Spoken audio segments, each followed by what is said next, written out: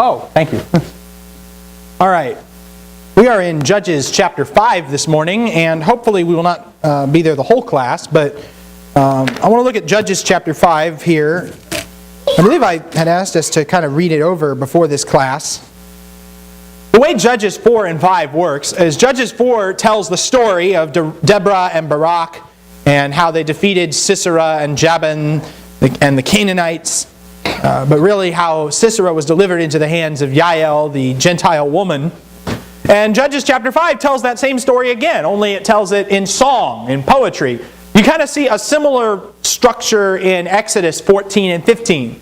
Exodus 14 tells the story of Israel crossing the Red Sea, and Exodus 15 retells the story in song. You see this kind of thing all over the Old Testament. In Judges chapter 5, well, why don't we read the words of this song here? It's fairly lengthy, and some of the translation is difficult in places, and even to this day, people are not totally sure about certain verses, but we'll go ahead and give it a read. Then Deborah and Barak, the son of Abinoam, sang on that day, saying that the leaders led in Israel, that the people volunteered. Bless the Lord. Hear, O kings, give ear, O rulers. To the Lord I will sing. I will sing praise to the Lord, the God of Israel. Lord, when you went out from Seir, when you marched from the field of Edom, the earth quaked, the heavens also dripped. Even the clouds dripped water, the mountains quaked at the presence of the Lord, this Sinai at the presence of the Lord, the God of Israel. In the days of Shamgar, the son of Anath, in the days of Jael, the highways were deserted, and travelers went by roundabout ways. The peasantry ceased. They ceased in Israel until I, Deborah, arose. Until I arose, a mother in Israel. New gods were chosen. Then war was in the gates. Not a shield or a spear was seen among 40,000 in Israel. My heart goes out to the commanders of Israel, the volunteers among the people. Bless the Lord. You who ride on white donkeys, you who sit on rich carpets, you who travel on the road, sing at the sound of those who divide flocks among the watering places. There they shall recount the righteous deeds of the Lord, the righteous deeds for his peasantry in Israel. Then the people of the Lord went down to the gates. Awake, awake, Deborah. Awake, awake. Sing a song. Arise, Barak, and take away your captives, O son of Abinoam. Then survivors came down to the nobles. The people of the Lord came down to me as warriors. From Ephraim, those whose root is in Amalek came down, following you Benjamin with your peoples. From Machir, commanders came down. From Zebulun, those who wield the staff of office. And the princes of Issachar were with Deborah. As was Issachar, so was Barak. Into the valley they rushed at his heels. Among the divisions of Reuben, there were great resolves of heart. Why did you sit among the sheepfolds to hear the piping for the flocks among the divisions of Reuben? There were great searchings of heart. Gilead remained across the Jordan. Why did Dan stay in ships? Asher sat by the seashore and remained by its landings. Zebulun was a people who despised their lives even to death, and Naphtali also on the high places of the field. The kings came and fought. Then fought the kings of Canaan at Taanach near the waters of Megiddo. They took no plunder in silver. The stars fought from heaven. From their courses they fought against Sisera. The torrent of Kishon swept them away. The ancient torrent, the torrent Kishon. O my soul, march on with strength. Then the horse's hoofs beat from the dashing of his valiant steeds. Curse Meroz, said the angel of the Lord. Utterly curse its inhabitants, because they did not come to the help of the Lord, against the warriors. Most blessed of women is Jael, the wife of Heber the Kenite. Most blessed is she of women in the tent. He asked for water, and she gave him milk. In a magnificent bowl she brought him curds. She reached out her hand for the tent peg and her right hand for the workman's hammer, and then she struck Sisera. She smashed his head. She shattered and pierced his temple. Between her feet he bowed, he fell, he lay. Between her feet he bowed, he fell. Where he bowed, there he fell dead. Out of the window she looked and lamented. The mother of Sisera through the lattice. Why does his chariot delay in coming? Why do the hoofbeats of his chariots tarry? Her wise princesses would answer her. Indeed, she repeats her words to herself. Are they not finding? Are they not dividing the spoil? A maiden, 2 maidens to every warrior. To Sisera, a spoil of dyed work. A spoil of dyed work, embroidered, dyed work of double embroidery on the neck of the spoiler. Thus let all your enemies perish, O Lord, but let those who love him be like the rising of the sun in its might. And the land was undisturbed for 40 years. All right. Now, we probably can't exhaust this morning and all the details of this, but first of all, what would we say the purpose of this whole song is? What's the point of the song? God's deliverance. Okay, to recount it, but why? Praise the Lord. There you go. Yeah, I mean, first and foremost, this is a song of praise. The very beginning and the very end of it are focused on that. This comment, bless the Lord in verse 2, bless the Lord in verse 9. Let all your enemies perish, but let those who love Him be like the rising of the sun, verse 31. It is to praise the Lord, but it's also song is easier to remember than the words. Right. And our young children often the best songs about the Scripture. They will remember that. That's true. Moses told the children of Israel words of how God had delivered them from Egypt, how God had delivered them from the wilderness wandering, given them the land of Canaan, and all of these things. They were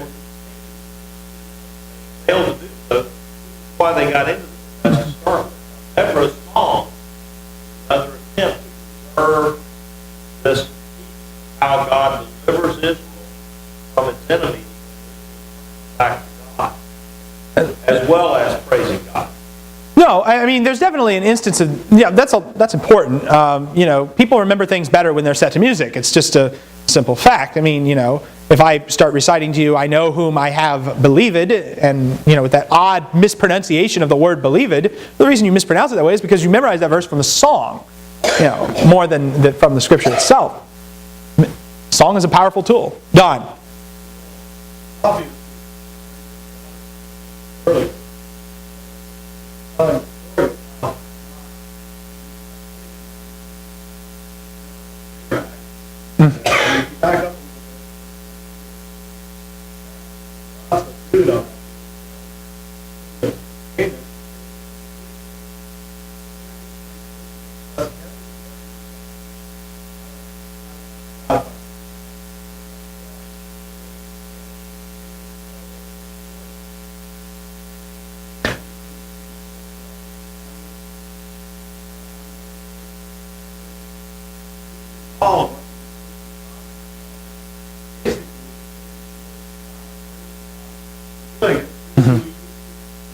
It's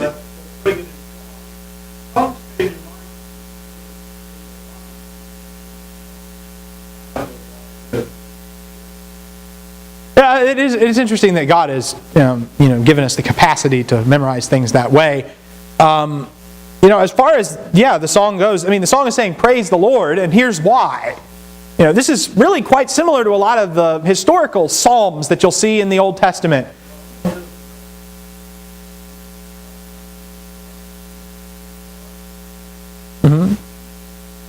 Yeah, there's definitely a teaching element to singing. Right. Right. So I think we understand here that songs have multiple purposes. On the one hand, there's a vertical aspect of to praise God and to give glory and honor to Him as best as we can. But on the other hand, there's also a horizontal element. It's for the benefit of the people around us as well, so that they will be further motivated to praise God, so that they will have a deeper understanding and appreciation of who He is and what He does. Yeah, well, we see that as well. That last comment in verse 31, the land had rest for 40 years, probably not just a conclusion to the song, but a conclusion to the narrative as well. Because chapter 4 tells the story, and then they sang this song, and they give the whole song, and then this is the end of the story. Judges 4 and 5 concludes on that note, that the land was undisturbed. They had rest. Yes, Jenna?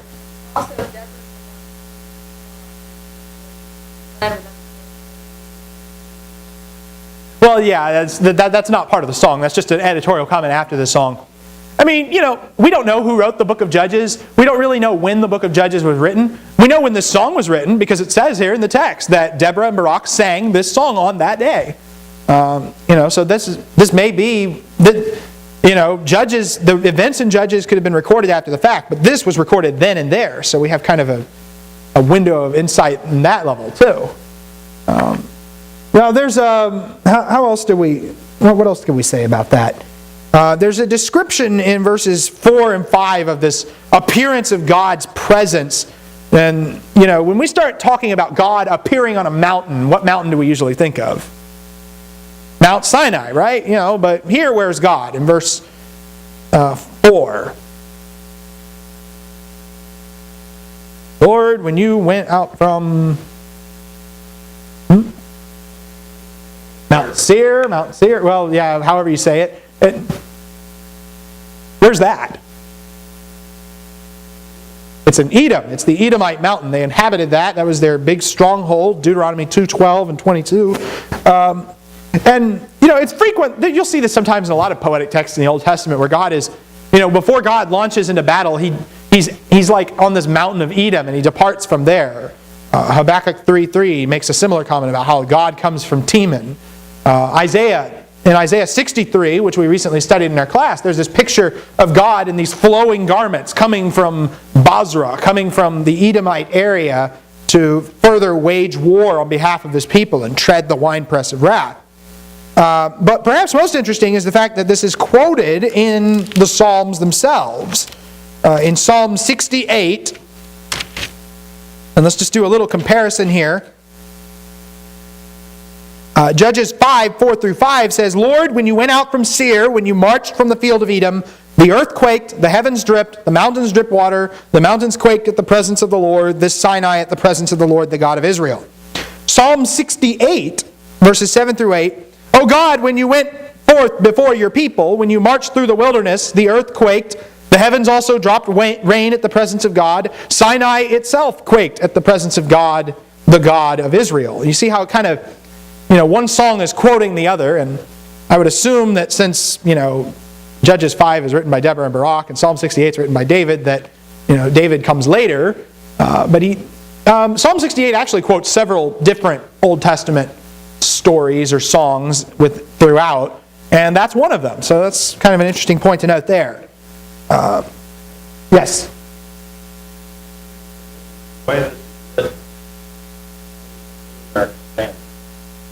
That Sinai referred to God, maybe Mount Seir. In other words, Mount Seir in this song becomes Sinai, the coming place that the Lord comes from.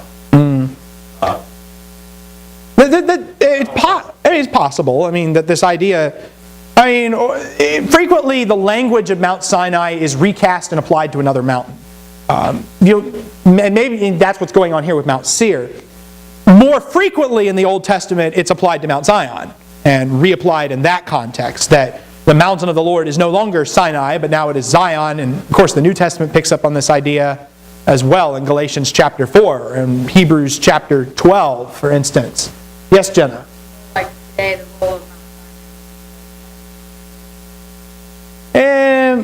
maybe. It's difficult to know exactly what to do with that. I don't have a precise answer as to what it's doing, unless it's just saying that, the God of Seir is the same as the God of Sinai. It could be another way. It's simply expressing that. Yeah.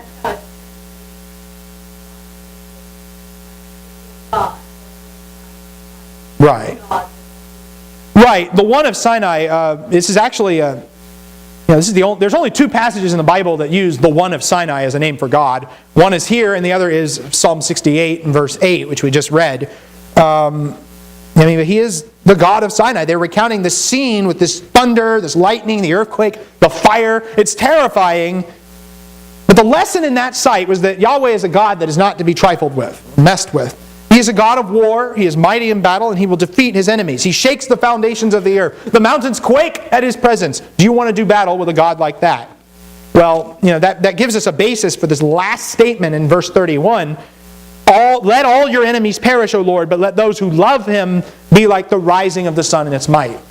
At the heart and soul of the song is a sort of a black and white dichotomy between those who love God and those who are His enemies, those who hate Him. That dichotomy can be seen even in this appearance of God at Sinai. The song goes on to describe Israel's calamity in the days of Shamgar and Jael. which would indicate that the Shamgar we read about in chapter 3, verse 31, is probably more contemporary with the story that follows him than the story that precedes him. We see that the disaster they had endured, caravans vanished, travelers had to take crooked back roads, roads are abandoned, peasantry ceased. And then Deborah arises as a mother to protect the nation. I think it's hard to resist the idea that Deborah, the mother in Israel, is supposed to contrast with the other mother in this song, Sisera's mother, who is, completely helpless by the end of the story. There's your Mother's Day sermon. I had not planned to be on Judges 5 originally, but there you go. There's a couple of other things. There's a good chunk of the song devoted to the volunteers of Israel and giving this roll call. And pretty much everything from verses 9 to 19, it talks about this. And what do we see in Israel's army? What did they consist of? Well, what do we learn about the tribes of Israel here?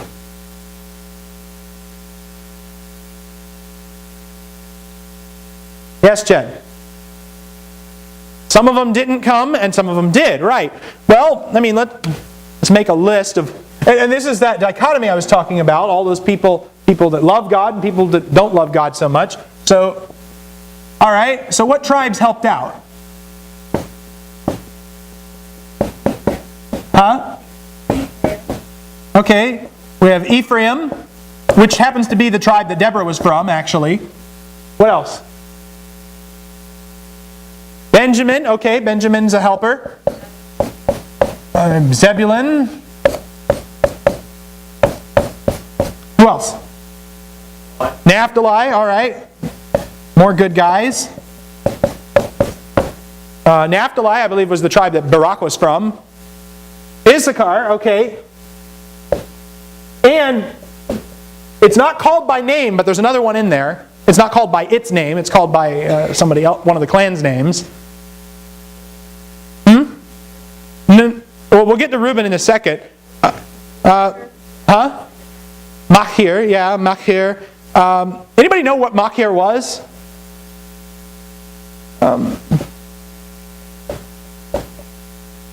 Machir, not one of the sons of Jacob, not one of the sons of Joseph, but one of the sons of Joseph. Machir was the oldest of Manasseh's sons, according to Genesis 50 and verse 28. That was the section of Manasseh. You know how Manasseh was split into two on both sides of the Jordan? Machir was the side that lived on the west of the Jordan. They were the side that lived over to the west. But we're assuming that Machir is really a stand-in for Manasseh, who is mentioned nowhere else in the song. So apparently we see that Manasseh helped out as well. Who did not help out? Okay, Dan. Okay, I should say tribes that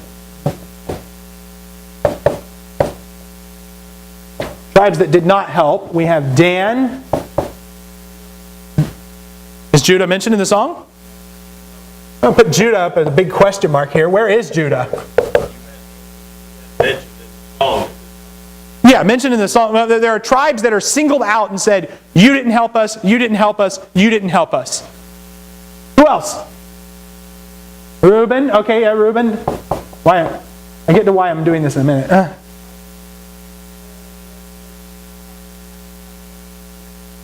Well, yeah, you get this picture. Among the divisions of Reuben, there were great... the latter part of verse 15 really... verse divisions are bad all over this song, but the latter part of verse 15 should probably just go with what follows it. Among the divisions of Reuben, there were great resolves of heart, or great searchings of heart. Why did you sit among the sheepfolds to hear the piping for the flocks? Among the divisions of Reuben, there were great searchings of heart.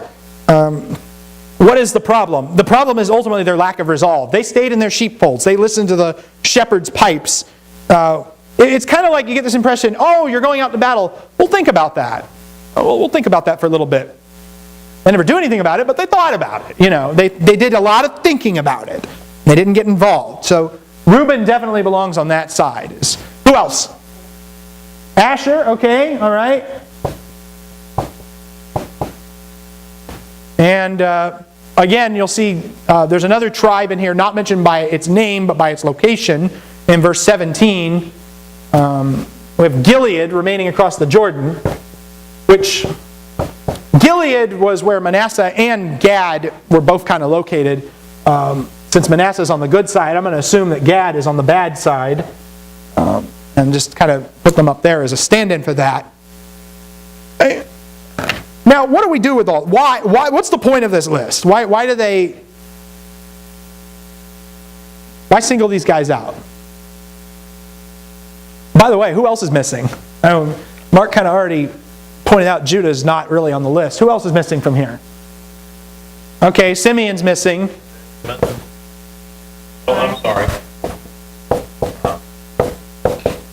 I mean, Levi, but Levi's the priest tribe, so we'll let them slide. But yeah, but I think that accounts for everybody. All right, so I got to think of the song in my head: Reuben, Simeon, Levi, Judah, Dan, Naphtali, Gad, Asher, Issachar, Zebulun, Ephraim, and Manasseh together, and Benjamin. Okay, yeah, you got all 12 represented up there, except for the 2 that are missing, obviously. Now, in verse 18, Zebulun and Naphtali get a special commendation. What does it say about them?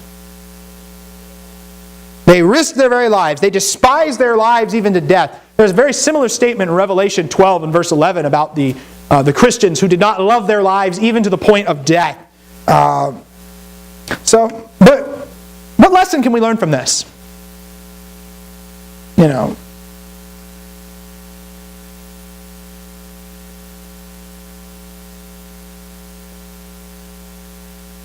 What lesson can we learn from this? Why would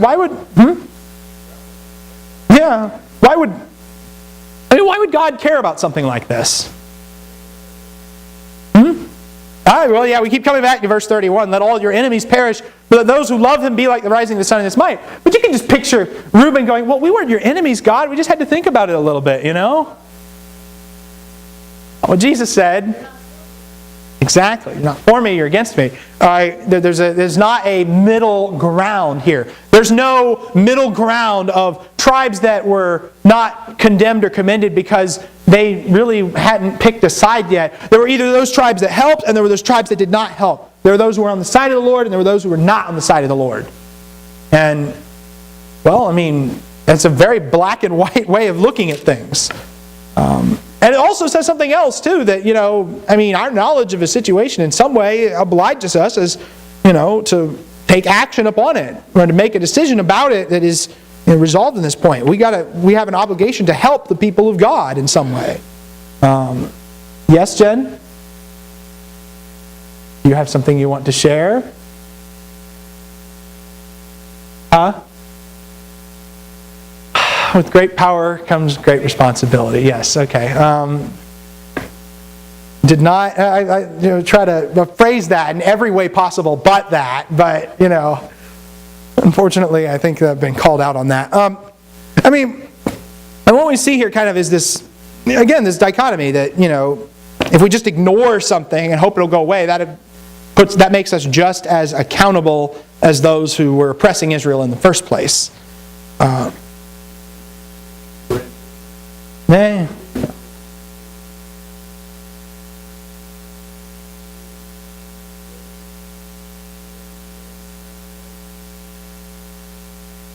Well, there's no room for indifference when it comes to God's people. Yes, Jen.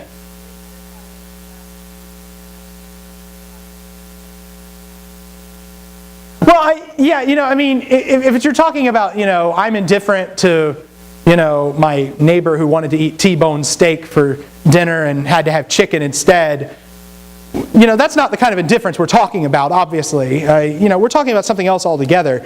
It's not a matter, and plus, a lot of people who are pacifists, they're not indifferent at all. They genuinely don't think we should be getting involved in a conflict. They think that that's bad and evil and wrong. But, yes, Keith? Mm-hmm. Yeah, well, you can't neglect responsibility in exchange for just, let me think about it and get back to you.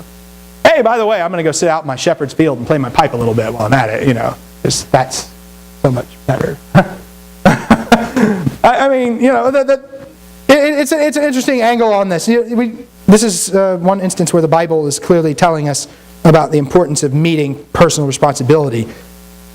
Now, the battle itself, described in verses 19 through 23, kings fight kings, the stars fight from heaven, the little brook of Kishon, which normally posed no problem for troops and chariots crossing it, all of a sudden becomes a torrential downpour. I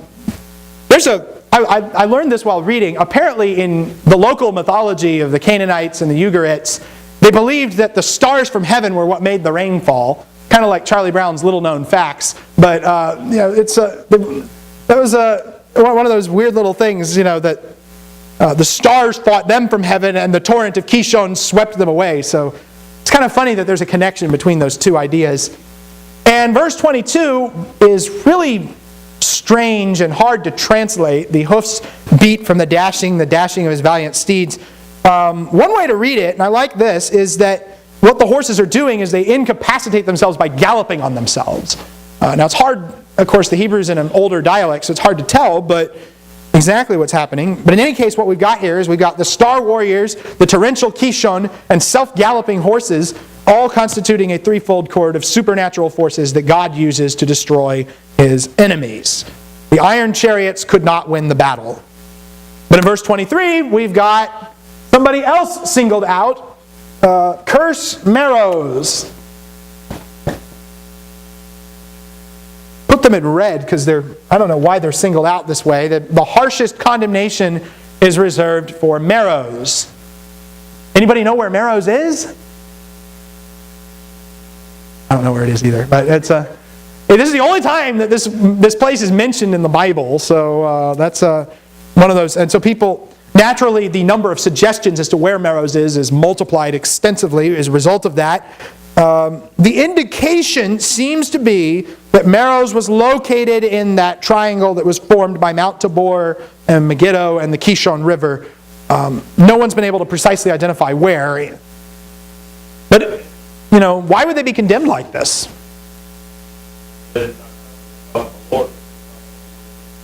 Okay. Yes, Gail.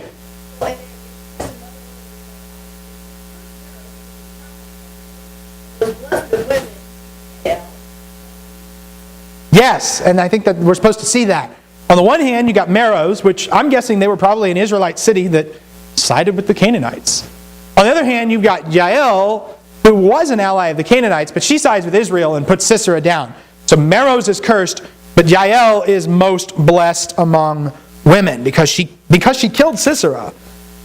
Using language very similar to Luke 1:42, where Mary is called most blessed among women. So the two women who are called most blessed among women are the mother of Jesus and the murderer of Sisera with a tent spike. So kind of interesting. That's the blessing that's given. Verses 24 through 27 recounts Jael killing Sisera, really in poetic form. There's a reference to the milk being curdled. Maybe she gave him yogurt or, in a fancy dish. It's basically this idea of, I'll give you more than water. I'll give you milk. I'll give you something that's wonderful and delicious. And, there's this, there's probably an irony to the fact that, the first woman who gave Sisera milk is looking out the window waiting for him to come home, his mother. But Jael has given him milk and then subsequently killed him as a result of that. Verses 28 through 30, we have a taunt against Sisera's mother, which you just kind of wonder, where did that come from? It's almost rubbing it in your face. Sisera's mother weeping, in contrast with the victorious Deborah. She looks out the window. She asks, why does he delay? And her princesses, her daughters, try to reassure her. Oh, maybe he's just out dividing the spoil. Maybe he's dividing up the women. It's kind of odd. He's been killed by a woman, and they think he's dividing up the women for spoil. He's taking special clothes for himself. Literally, I'll just say this right here. She's using the terms she's using here, maiden, two maidens, really what she's saying is a womb and a pair of wombs, literally. She's referring to the women more as by their reproductive organs, which is interesting. That Sisera's mother is not that sensitive to the vulnerability of women in warfare, and yet Sisera has been killed by a woman. And there's a false hope going on here because everybody singing the song already knows how the story has ended. Sisera is dead. It's been described in extremely repetitive and graphic terms in verse 27, and she is simply trying to reassure herself with some other reason for his delay. And that brings us again to verse 31, which we kept saying is really what the song is about. Let all your enemies perish, because logically, if those who love the Lord are going to be blessed, those who hate Him are going to have to be destroyed. Let those who love God be like the rising of the sun in its might. An implicit criticism of the pagans who worship the sun as a god. No, everyone who loves God will be like the sun. In Revelation 1:16, we see that Jesus, His face shone like the sun in its strength. Daniel 12:3 talks about how those who have insight will shine brightly like the stars of the heaven forever, as opposed to those who are destroyed. And this point is crucial to conclude. This isn't just a song about Yael and Sisera's mother. This is a song about God and about what He did for His people. And it's to get us to remember, not just who He is, but how we ought to be in relation to Him. Comments or questions down to verse 31? All right, there's probably a lot more points we could get into on this, but I want to get to Gideon today, so we're going to get to chapter 6. The sons of Israel did what was evil in the sight of the Lord, and the Lord gave them into the hands of Midian 7 years. The power of Midian prevailed against Israel. Because of Midian, the sons of Israel made for themselves the dens which were in the mountains, and the caves and the strongholds. For it was when Israel had sown that the Midianites would come up with the Amalekites and the sons of the east and go against them. So they would camp against them and destroy the produce of the earth as far as Gaza, and leave no sustenance in Israel, as well as no sheep, ox, or donkey. For they would come up with their livestock and their tents. They would come in like locusts. Their number, both they and their camels were innumerable. They came into the land to devastate it. So Israel was brought very low because of Midian, and the sons of Israel cried to the Lord. And it came about when the sons of Israel cried to the Lord on account of Midian that the Lord sent a prophet to the sons of Israel. And he said to them, "Thus says the Lord, the God of Israel, it was I who brought you up from Egypt and brought you out of the house of slavery. I delivered you from the hands of the Egyptians and from the hands of all your oppressors, and dispossessed them before you and gave you their land. And I said to you, I am the Lord your God. You shall not fear the gods of the Amorites in whose land you live. But you have not obeyed me." Okay, so first of all, who are the Midianites?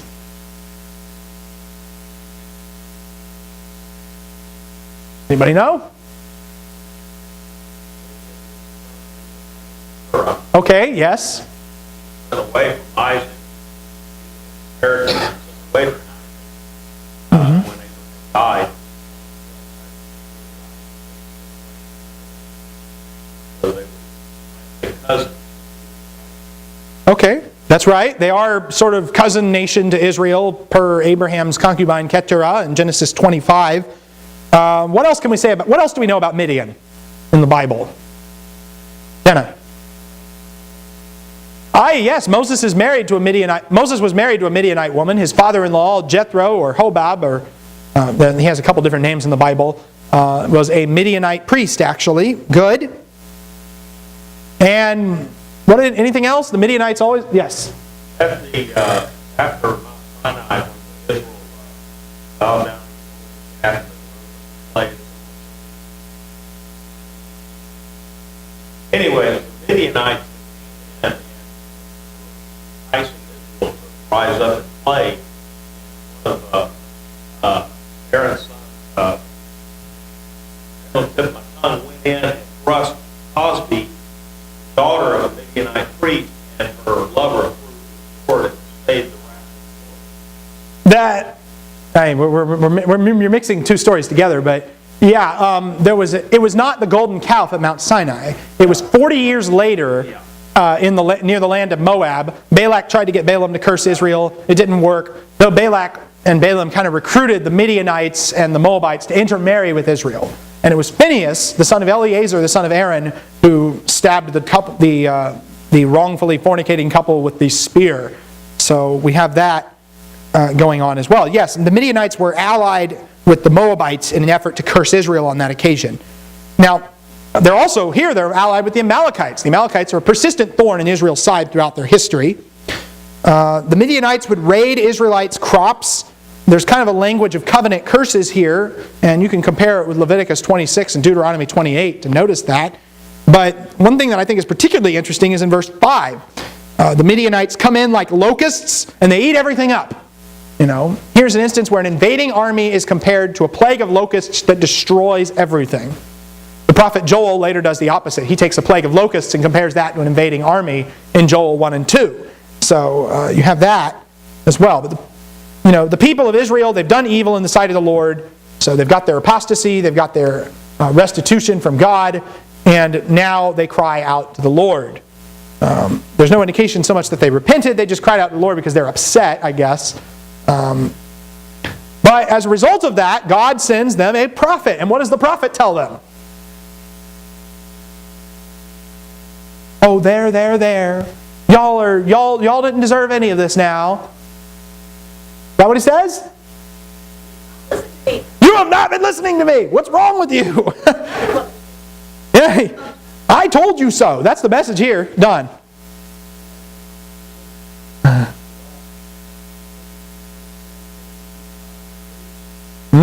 You have not obeyed me. You have not listened to my voice. It's he cites all of these things he's done for them, bringing them out of Egypt, delivering them from the Egyptians and their oppressors, giving Israel the land, and he left you one basic instruction, one basic thing that you had to do. I've given you all the stuff. The one thing you have to not do is you have to not worship the gods of the Canaanites. What did Israel do? The very thing God said don't do. Like Adam and Eve in Eden, their needs are provided for, and they still take the one thing they're not supposed to have. And because they failed to obey God, because they failed to listen to His voice, the oppression of Egypt returns, not from Egypt itself, but from Midian, who had helped Israel previously in the Exodus. Because Israel was ungrateful for being delivered from bondage in Egypt, God returns them to bondage and oppression, and they're forced to cry out once again as they did in Exodus 2. But then God brings them out of it. How does He do that?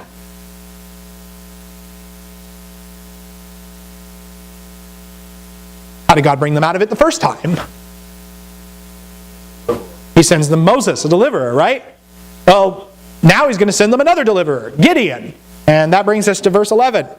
The angel of the Lord came and sat under the oak that was in Ophrah, which belonged to Joash the Abiezrite, and as his son Gideon was beating out wheat in the winepress in order to save it from the Midianites. The angel of the Lord appeared to him and said, "The Lord is with you, O valiant warrior." Gideon said to him, "Oh my Lord, if the Lord is with us, why then has all this happened to us? And where are all His miracles, which our fathers told us about, saying, 'Did not the Lord bring us up from Egypt?' But now the Lord has abandoned us and given us into the hand of Midian." The Lord looked at him and said, "Go in this your strength, and deliver Israel from the hand of Midian. Have I not sent you?"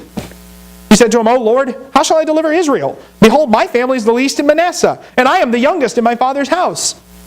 But the Lord said to him, "Surely I will be with you, and you shall defeat Midian as one man." So Gideon said to him, "If now I have found favor in your sight, then show me a sign that it is you who speak with me. Please do not depart from here until I come back to you and bring out my offering and lay it before you." He said, "I will remain until you return." And Gideon went in and prepared a young goat and unleavened bread from an ephah of flour. He put the meat in a basket and the broth in a pot, and brought them out to him under the oak and presented them. The angel of God said to him, "Take the meat and the unleavened bread and lay them on this rock and pour out the broth." He did so. Then the angel of the Lord put out the end of the staff that was in his hand and touched the meat and the unleavened bread, and fire sprang up from the rock and consumed the meat and the unleavened bread. Then the angel of the Lord vanished from his sight. When Gideon saw that he was the angel of the Lord, he said, "Alas, O Lord God, for now I have seen the angel of the Lord face to face." The Lord said to him, "Peace to you, do not fear, you shall not die." Gideon built an altar there to the Lord and named it, "The Lord is Peace." To this day it is still an Ophrah of the Abiezrites. I hope I said that right. Aye. And this is the second. Gideon's, in keeping with the Exodus parallels, there's a lot of parallels between the way Gideon is called and the way Moses was called. Both of them, you have an instance where the angel of the Lord confronts them, and there's an introductory statement. There's a commission to save Israel, and of course the would-be deliverer objects and says, "I can't do it." And so he reassures him, he objects again, "I can't do it," and reassures him. There's also a miraculous sign. Now there's one difference. Moses did not request the miraculous sign. God simply said, "Throw down your staff, put your hand in your cloak." The staff turns into a snake, his hand turns leprous and white as snow. Gideon actually requests a sign. We'll talk about a couple things that are going on here. Gideon is beating wheat in the wine press, which is an unusual place to be doing this. It's not normal to do that. But like Barak, Gideon has been scared out of his wits by the oppression. So this is why he's hiding out. And where Barak is recruited by a prophetess, Gideon is recruited by an angelic messenger. The angel appears, although Gideon doesn't recognize him as an angel, so he probably didn't have these giant wings popping out of him like most people think of when they picture an angel. Right. And the way he introduces himself is, "The Lord is with you, valiant warrior." Are you sure you've got the right guy? I mean, valiant warrior, odd title for a guy who's hiding out in the wine vat to thresh his wheat. And Gideon's question is, if God is really with us, why is all this bad stuff happening? There used to be a bunch of miracles back in the days of the Exodus. Where are they now? Why are we suffering? Now, you notice what Gideon does not mention when he says that, by the way. Their idolatry, why they're in the mess in the first place. I mean, the answer to the question is pretty evident. Yahweh's not with you because you weren't with him first. Because you didn't do what he said. You haven't listened to his voice. But Gideon is focused on the miraculous signs. What about those miracles that were done so long ago? He's fixated on miracles. He asks for a miracle, he asks for another miracle later. And as a result of that, the angel says, "Go in strength, deliver Israel from Midian." Gideon goes, but I'm the least, my family's the least in the tribe, and I'm the least in my family. And even though Gideon has 10 servants, and his father apparently owns the local Baal cult, based on the altar that we're to see him tear down later. Saul later says something similar in 1 Samuel 9:22. But why does God choose Gideon? If Gideon's such a weakling, Gideon's such a coward, if he's just so spiritually imperceptive, why does God choose Gideon to do his work? Why did he choose Israel? Why did he choose Abraham and Isaac and Jacob? Why did he choose people who are essentially the spiritual losers to accomplish his will? For that matter, why did he choose me? Why did he choose you? Why did he choose any of us? Ultimately, what we see is that God's power is perfected in human weakness.